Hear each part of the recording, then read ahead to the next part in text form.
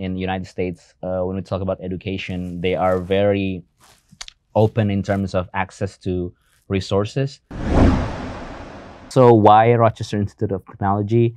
Because I was getting there on Fulbright, Okay. right? And then they give me these options on they give me great options of universities that I think this has good program. Then I take a look at them, and then I decided Rochester would be the one. Tentu aku merasa gini, pas nyampe sana gitu ya, mungkin ya aku jujur aja, pas di Indonesia mungkin aku merasa jago gitu ya, kayak Oke. wih skill gue cuma Keren oke nih, gue bisa nih. nyampe sana nggak ada apa-apanya gitu.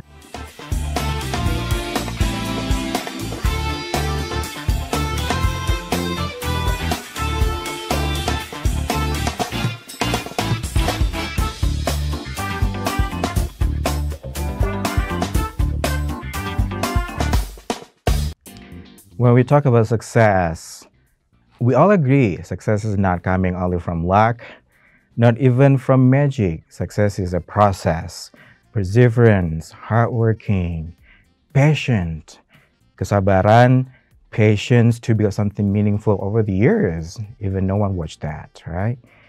Rian Adrianti understand that deeply. We're gonna sit down, we have a conversation, kita akan ngobrol banyak sama Rian. Known as a stand-up comedian, animators, film movie makers Jumbo, and Rian juga lulusan dari Amerika Serikat dengan beasiswa Fulbright, belajar di Rochester Institute of Technology di program animasi dan perfilman. And this episode, we're gonna have a conversation with Rian. We're gonna through his creative process, dan juga kita pengen lihat challenging yang dihadapin Rian ketika buat film movie makers Jumbo. And the last thing, we also wanted to know his US experience shape his mindset, discipline, and visions. Thank you so much, Rian. Halo Iqbal, Okay, thanks for having me. so busy, kita ngerti banget, tapi masih punya waktu bersama kita, luar biasa banget. Masih promosi? Ya, in a way masih gitu, karena filmnya juga masih ada di bioskop. So whatever I get the chance to still talk to someone, to people, I love it. I love to share the process. I love to share the journey. Awesome. It's getting 10 millions. Not yet, but it's almost there. Box office. Just a tad little more. Okay. 9.9 million is crazy. Nice. Oke, kita tadi pembukaan saya kita ngobrol tentang kesuksesan ya, sukses. Nah, we start the conversation with success. How do you find success right now after Jumbo? How do I find success right now? It's humbling. It's very humbling because I wouldn't consider this a success. It's more than a success. Obviously, it's success in terms of what the movie achieved to do, but also I think it's a blessing for all of us who worked on the film, but also for the industry itself. I think it's very humbling. It's very life-changing because this wasn't even in our wildest dream. Okay. We didn't even expect the movie to reach 1 million admissions. That was pipe dream.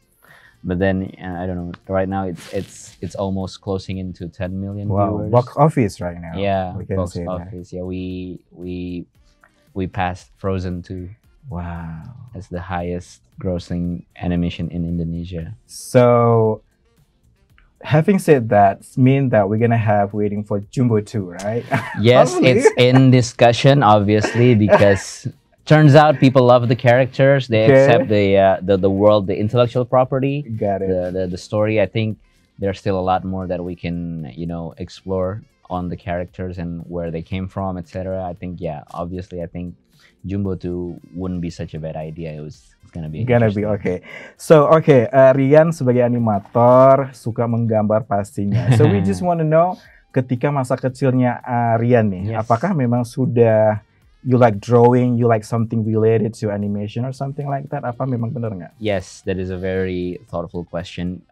My love for animation, aku cinta animasi itu, it started ketika aku ulang tahun umur 4.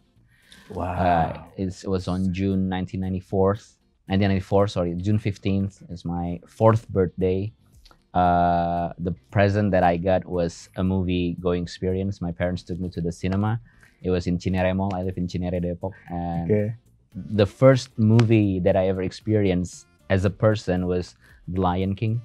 It's from Disney in 1994. That I think forever changed my life. It ignited my love for storytelling. It ignited my love for animation medium. And then I don't think I remember anything after that except for, trying to draw every day, making characters, making stories up, try to show it to people, to my parents, and like I think even in school, we had a lot of comic books in the library. Okay. Back then, there was no iPad and everything. There was no computers.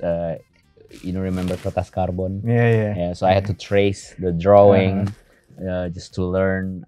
Yeah, I've been loving drawing and telling stories since a little kid. Yeah, and watching movies because I'm the only child, so I don't have any siblings. So that's my go-to entertainment, so to speak. And then you decided to study for design at BINUS. Yes. And for my then undergraduate. you ended up to United States for Yep. master degree. Mhm. So my next question is, why United States, particularly to Rochester Institute of Technology? Is something interesting you find there? Yeah. Obviously, because I know that the animation industry has grown exponentially in United States, and it has become something that is very established. So that's my first go-to country to learn animation, because I know all the studios that produce films that I love is there. So I was just thinking that if I study there, not only that I will get to learn the technique, but I will be very much closer to to the people, to the studio that made those films. And obviously, I know in United States, when we talk about education, they are very open in terms of access to resources, meeting the industry players, and so on and so forth. And it happened. My assumption was right. Like there were a lot of industry days where the players come to our school and give a workshop, give seminars, and we even had a tour to the Warner Brothers lot and everything in LA. So yeah, I think that was Life changing. yeah, that was the reason why. Okay, it has to be United States because the industry is there, is the animation industry is there. Other than that, it's in Japan, right?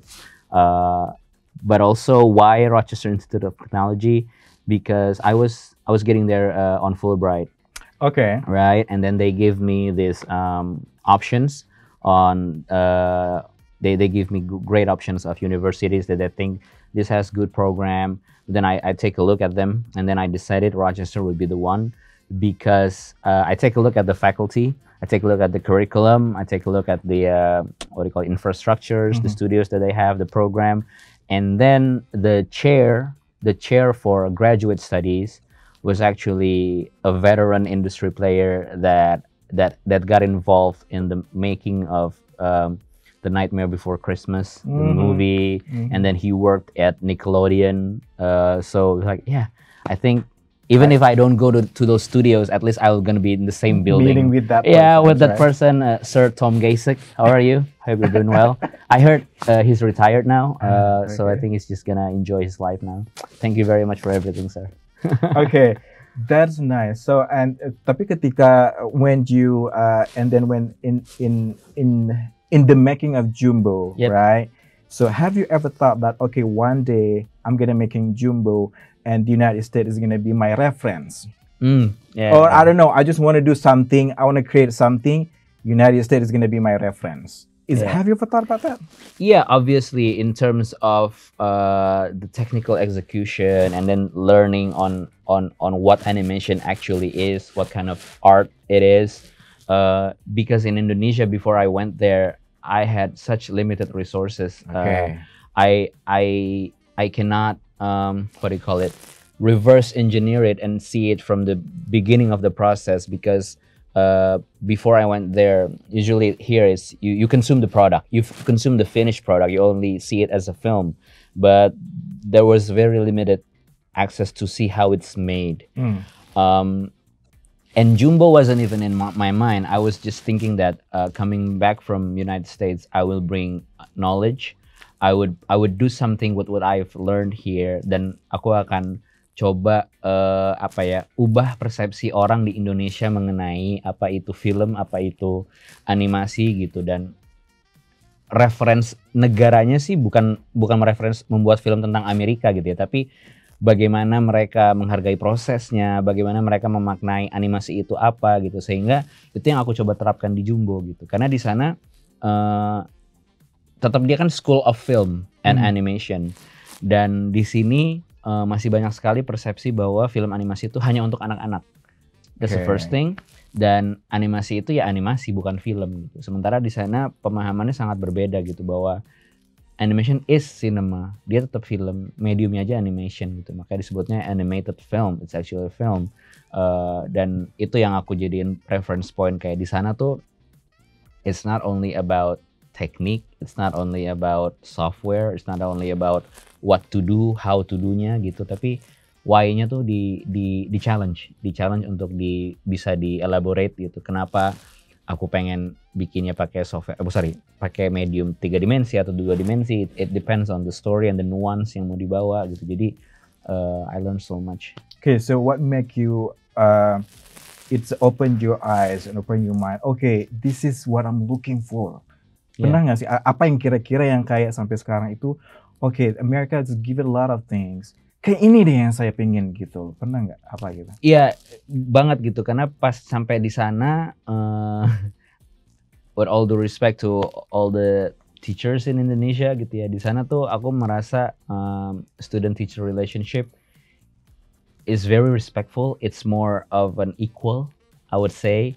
Jadi kayak hierarkinya tuh bukan yang kayak don't talk back, I'm the teacher. Okay. You know, kayak nggak gitu. Jadi kayak dan mereka sangat-sangat empathetic gitu. Kayak there was a moment di studi aku ketika back home my uncle passed away dan aku nggak bisa pulang, but it took a toll on me. It affected me emotionally gitu, dan dia sangat-sangat pengertian gitu.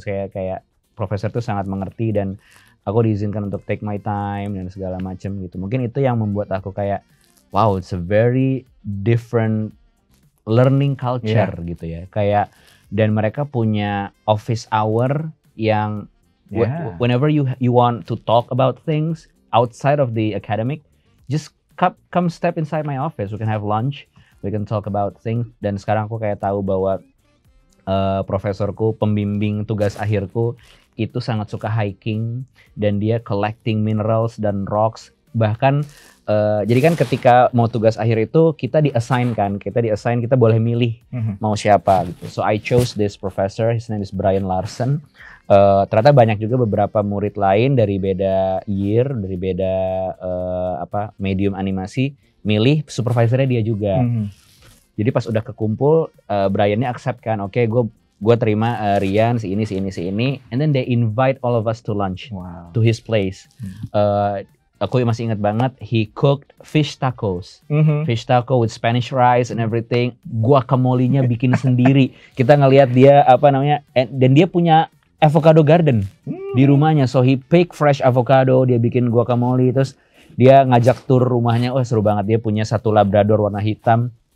And then kayak I don't know, I've never experienced that studying in Indonesia ya gitu. Yeah, benar. Maksudnya ya dosen mahasiswa aja di kampus, rasanya pulang. Engagementnya gitu. dapat banget. Beda banget gitu. Dan akhirnya bisa menjadi mentor. Yes. Right? Apalagi di kreatif industri seperti ini gitu. Betul. Dan ya kita masih email-emailan sih sekarang gitu kayak. Dan dia juga consider kayaknya tahun depan mau retire juga itu.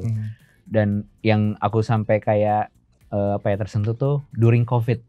COVID dia checking in on me through email gitu, kayak how is it gitu, kayak karena kan it's pandemic gitu kan, terus kayak aku juga masih sempat ya. Iya gitu, kayak how are you gitu. Wow, it's amazing. So you ketika belajar di Amerika Serikat ya Rian, you as an international student pasti. Yes. Okay. Apa obstacle apa sih sebenarnya yang dirasakan seorang Rian ketika di Amerika Serikat dengan industri yang sangat kreatif dan kompetitif ini gitu? How do you feel that? Untuk challenge-nya ya kalau secara personal pasti pernah ngerasa di luar comfort zone lah ya. Maksudnya pertama kali nyampe sana all alone dan semuanya jauh dari keluarga, jauh dari comfort space aku, rumah, teman-teman gitu. Tapi it challenge me to apa ya, untuk menghargai bahwa ya di luar sana it's a very diverse place gitu. Dan tentu aku merasa gini, pas nyampe sana gitu ya, mungkin ya aku jujur aja, pas di Indonesia mungkin aku merasa jago gitu ya, kayak wih skill gue cuma oke nih, gue bisa nyampe sana gak ada apa-apanya gitu, kayak you felt that way? Iya, I felt that way, kayak wow, aku kan graduate students, jadi di bawahku kan ada undergraduate students kan, 4th year, 3rd year gitu, mereka aja udah gila skillnya gitu, kayak aku ngerasa wow gitu, kayak mereka they know earlier gitu apa yang mereka mau lakukan, and then they prepare their portfolio, maybe mereka mau apply ke some studio yang memang mereka pengen gitu. Jadi it also challenge me to accept harsh critics, not harsh critics, maksudnya kayak the reality of my artwork as it actually is. Dan aku nggak mau lagi di sana belajar kayak even though yang ngomong misalnya lebih muda dari aku, tapi dia ngasih feedback yang benar dan menurutku they have a point, ya aku harus belajar menerima gitu. I think that's one of the growing part ya dari challenge pertamanya tuh. Aku kayak pas nyampe sana kayak ada perasaan gini ya, jujur ya, kayak oh my god, am I even worth the Fulbright gitu. Kayak orang gak pada jago-jago banget, bikin filmnya bagus-bagus banget, idenya brilian-brilian banget gitu. Tapi setelah itu ya, dan mereka sangat nggak apa ya namanya ya, nggak oh ini rahasia dapur gua, nggak mau gua bagi, nggak gitu. They are very open, kayak mereka mau ngasih lihat prosesnya. Aku bilang kayak, hey, I really appreciate what you're doing with your film, can I know how you do that gitu. Oh, have a look, dibuka mereka laptopnya, akan bener-bener mau mengajari. Ya, bener-bener sharing, kayak open library gitu, kayak so I use this gitu. Oh itu kayak gimana gitu. Aku kayak teknik-teknik yang aku belum pernah tahu gitu. Dan itu bahkan mereka sangat yang aku sangat amazed adalah ada tiba-tiba satu anak gitu, dia 2 tahun di bawah aku, undergraduate juga. Tapi kan dia ngelihat kita kalau presentasi our final project, mereka boleh ikut kan. Terus dia datang, terus dia kayak, hey, I really love your idea. Can I volunteer in your film? Can I help you assisting in colors?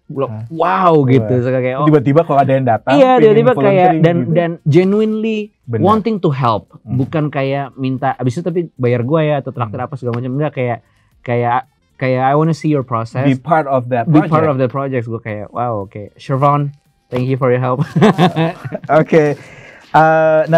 Mungkin yang nonton kita ini pasti ada orang yang yang tertarik nih ke bagian animasi, terus pingin sekolah ke Amerika Serikat. I think if you can share a little bit how the typical of the animation classes, itu seperti apa sih? Pagi kalian ngapain? I don't know. Kind of like a class, a typical kind of things.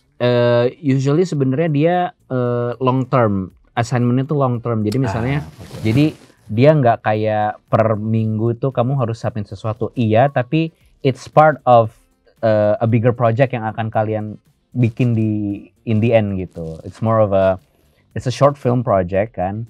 Nah, kelas-kelasnya itu adalah semua elemen yang membuat film itu. So it's ada script writing, ada character study, ada motion observation, ada storyboarding, concept art, color theory. So every classes itu menuju ke satu project besar. The final project. Usually seperti itu. Dan karena mereka sangat fokus on storytelling ya, karena yang aku ambil tuh kan bukan experimental animation. Yang aku ambil tuh narrative animation. Jadi memang bercerita, ada story, ada karakter. Ada satu tugas yang menurutku sampai sekarang sangat menarik dan menurutku kayak I think it's a very valuable lesson yang menurutku siapapun kalaupun nggak belajar di Amerika harus berani berlatih seperti itu. So mereka kan punya access to original script of Hollywood movies, of famous movies gitu. Terus mereka nanya, dosennya nanya, ini di kelas storyboarding and directing. Jadi mereka akan ambil skrip, terus dijajarin di meja banyak gitu. Terus mereka dosennya nanya, which any of these films yang kamu belum nonton, ya kita pick gitu, terus kita akan suruh lihat, baca satu skrip adegan, and then draw it for me scene by scene in your head, just so I know bagaimana kamu akan ngedirect itu gitu. And then setelah selesai kita punya kan, kita bikin, kalau dari interpretasi saya baca skrip ini adegannya seperti ini, and then dia akan play the real movie and then compare it. Right, misalnya kayak ternyata Martin Scorsese bikinnya seperti ini, Rian bikinnya seperti ini, and then discuss the difference. Why do you think Martin chose this shot? Why do you think you chose this shot? Kayak I think it's a very good reverse engineering proses gitu. Bahkan ada yang lebih aneh lagi. Sekarang gantian tugasnya adalah pilih adegan dari film yang udah kamu tonton, yang kamu sangat suka, yang bahkan kamu hafal adegannya. Kamu tahu final produknya, now extract it back to script form. Dibalik gitu. Jadi kayak, nah itu juga mungkin jawab pertanyaan Mas Ibal yang tadi. Ini nih, ada momen itunya ini gitu. Yang cari belajar yang kayak gini gitu. Kayak understanding the why, understanding the reasons why you pick a creative choice. Jadi bukan cuman kayak, kenapa merah? Ya saya suka gitu. Atau kayak merah, I think it's just my favorite color. Enggak kayak, tapi kayak why you choose this kind of lighting for this scene dan segala macam gitu. Nah, typically kalau di jurusanku pada saat itu kayak gitu kelasnya. Dan then obviously abis kita present sesuatu, peer feedback dari satu kelas gitu. And then kayak sambil dilatih juga cara kritik yang benar gitu ya. So biasanya cara ngekritik itu diajarin kayak understand first what the intention of the artist. And then konfirmasi ke artisnya, bener nggak intention lo ini?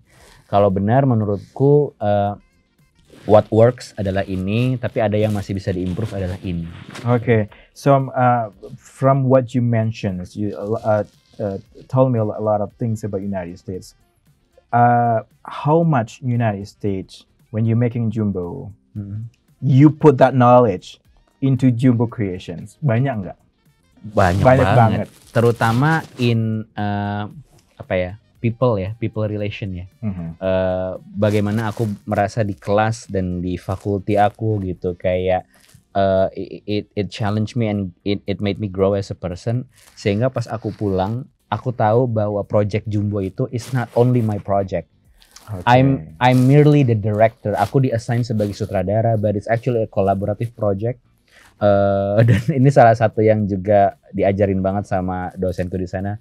Don't be afraid to ask for help. Jangan gengsi. Kayak it's not weak. It's not bad to ask for assistance, to learn something from someone gitu. Jadi di film Jumbo tuh aku selalu memposisikan diriku bahwa I'm open to all kinds of input dan feedback, selama objektifnya adalah membuat storytelling Jumbo lebih bagus, filmnya bisa lebih bagus gitu kalau ada ide. Jadi aku sangat tidak suka kalau harus aku yang cuman ngasih orders gitu, kayak bikin ini gitu. Tapi aku kayak, mereka juga harus punya say gitu in the scene, in the shot gitu. Menurut kamu bisa lebih apa kayak gitu. Jadi mungkin itu salah satu kultur yang aku bawa banget sih.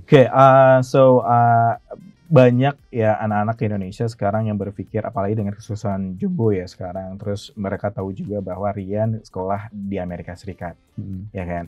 So is there any something or message you want to say to for young Indonesians yang baru berkarir di animasi, yang ingin sekolah ke Amerika Serikat?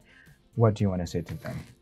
Embrace the opportunity to learn with open mind and willing to adapt. Dan don't be afraid to take a risk, to step outside of your comfort zone, because it will challenge you, it will make you grow as a person, it will show you things that you did not even think possible di awalnya gitu. Dan juga be willing untuk tahu bahwa belajar tuh di sana, belajar itu bukan cuma di kelas bahkan. Gitu. It's also outside the classroom, dan it's not belajar ke Amerika tuh bukan cuman academic journey. I think to me it's a transformative journey as a person gitu. Jadi kalau benar-benar pengen belajar animasi atau film gitu, find a place where the teachers really care about your voice, about your story, about where you come from, what you want to tell gitu. Dan I think teachers dan professors di United States have all of that. Okay, I have a couple other questions, Rian. I bumped into your Instagram and I saw Reuters, international news organizations, highlight that. Apakah Jumbo ini menjadi new hope for new animasi industri di Indonesia? We can say that? Yes, aku sangat berdoa dan berharap sangat iya gitu. Karena we are willing untuk memaksimalkan Jumbo untuk menjadi apa ya, bukan contoh ya, menjadi pembuka harapan gitu bahwa animasi di Indonesia tuh bisa. Ada penontonnya dan kita tidak kekurangan sumber daya manusianya gitu, dan sangat berharap banget bahwa setelah Jumbo ini justru semua yang ragu pengen bikin film animasi jadi nggak ragu lagi. Bahkan aku tuh sering banget dapat personal message dari orang-orang yang kayak terima kasih buat Jumbo, bahkan mimpi gue untuk belajar animasi atau jadi animator tuh yang selama ini udah gue kubur sekarang bisa bikin lagi. Dan yang menyenangkan adalah gue seneng bisa punya sesuatu untuk convince orang tua gue dengan mudah. Gue mau belajar animasi, gue mau ke dunia animasi, mau bikin apa? Kayak gini, gitu. Sekarang udah ada tangible example, ya. Itu sih. Dan kalau Reuters bilang seperti itu, ya aku juga berharap memang itu yang akan terjadi gitu. Kita sangat pengen setelah ini lebih banyak lagi yang kayak Jumbo, lebih bagus, lebih keren, dan lebih menginspirasi lagi sih. Pengen. Okay, two last questions. The toughest critic have you ever had in your life? Kritik yang paling pedas, and how do you respond that? Do you have that? Ya, obviously, tapi aku kayaknya nggak bisa ingat banyak ya, karena banyak banget sebenarnya yang menyikut ego aja, menyikut ego seorang seniman gitu.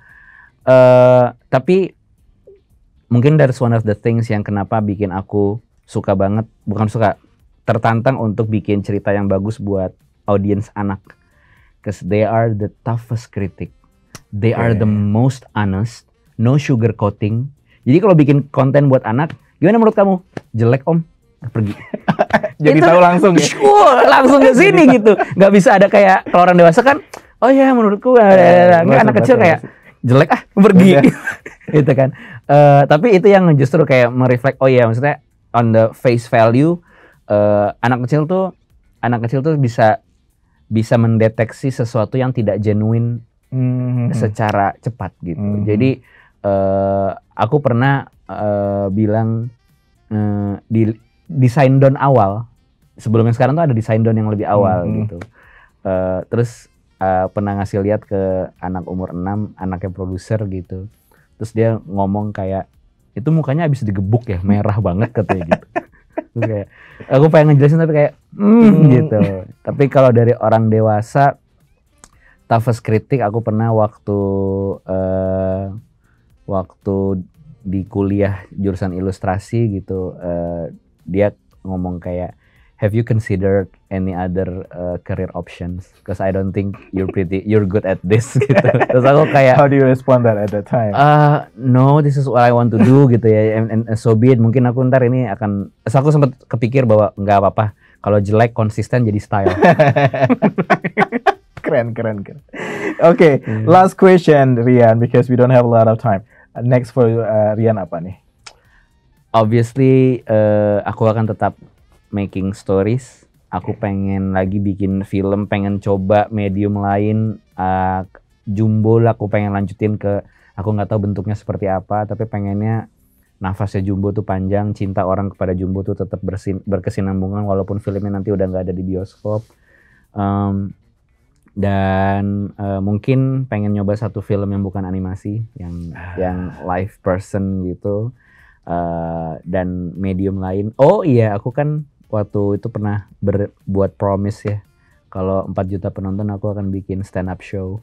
And it happened. So I have to fulfill that promise. Jadi mungkin pay attention to the announcement. Nanti aku kasih tau juga orang-orang embassy.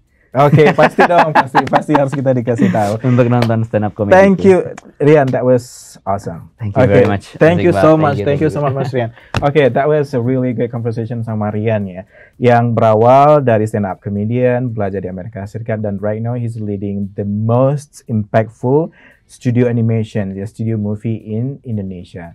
Jadi dari Rian kita belajar bahwa this is part of the master class in vision, grit, and purpose. Jadi buat teman-teman yang ingin belajar ke Amerika Serikat, yang tertarik di bagian animasi dan ingin belajar ke Amerika Serikat, kita belajar banyak tadi dari Rian bahwa success, greatness is not born overnight, it built through perseverance ya, sama persistence. Jadi thank you so much Rian for your time, inspirations. Hopefully ini bisa jadi referensi buat teman-teman yang ingin sekolah ke Amerika Serikat. Yes. Okay, jadi so for if you want to know more about what we do, Education USA, stay tuned di sosmed kita di Education USA Indonesia. And then if you want to keep updated to our story, alumni story, you should stay tuned in Education USA Talks karena banyak kisah inspirasi, motivasi, dan pastinya referensi. Kenapa? Karena cerita alumni adalah cerita-cerita yang hebat. Okay, I'm the host Muhammad Iqbal, and I'm the guest Rian. Thank you so much. Thank you.